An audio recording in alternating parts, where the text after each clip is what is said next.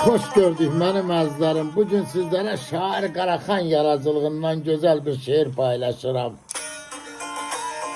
Şair yazı ki bir yerde ki hak adalet yoktursa, kurduğum bir devlet neye gerektir? Bir karnı aç yetimlerim çoktursa, yığdığım var devlet neye gerektir?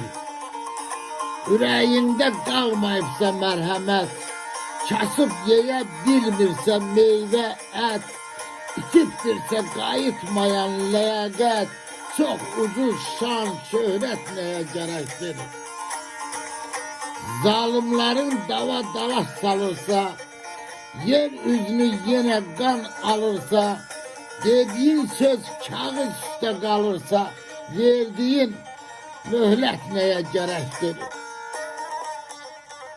Dar gününde üst tutursan Allah'a, göz yumursan göylerdeki her aha, emelinde batıp sansa günaha, topladığın servet neye gerektir?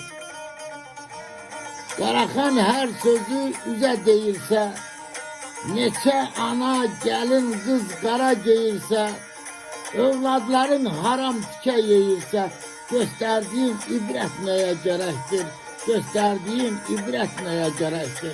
Sağ olun dostlar.